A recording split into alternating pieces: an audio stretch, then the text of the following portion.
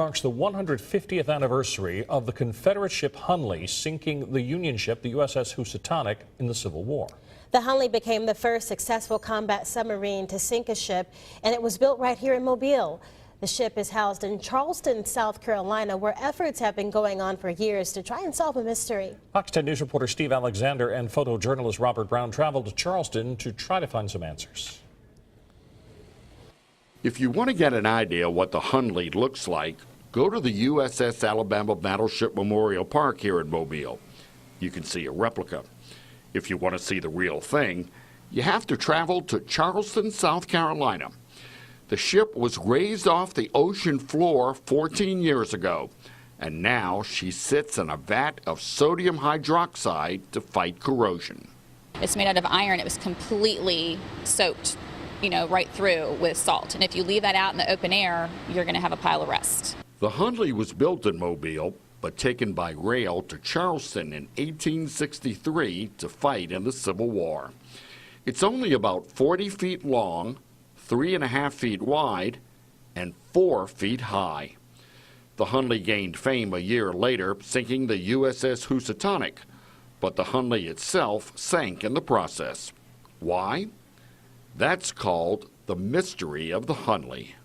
What happened to them? Why didn't they come back? We know they accomplished their mission. We know they signaled that they were going to return home, and then they never did. One reason the Hunley sank may be it didn't launch its torpedo like modern ships do.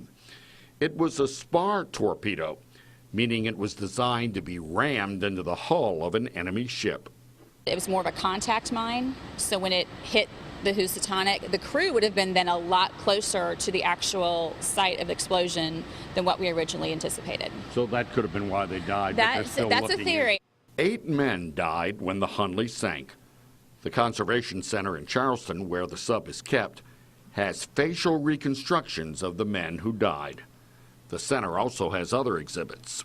Now, this is a replica of the Hunley, and you may wonder, how did they power this thing? Was it steam or some kind of diesel? Hand cranks. Because the Hunley was built in Mobile, at one point the city tried to get the ship stationed here permanently. My understanding was that there was a good faith effort, and the federal government says no, it belongs to South Carolina. So do you think Charleston would give it back if Mobile asked for it? I don't know. We got it. South Carolina has it. We'll keep her. Reporting from Charleston, South Carolina, Steve Alexander, Fox 10 News. If you want to learn more about the Hunley and the mission to preserve it, just head to our website, fox10tv.com.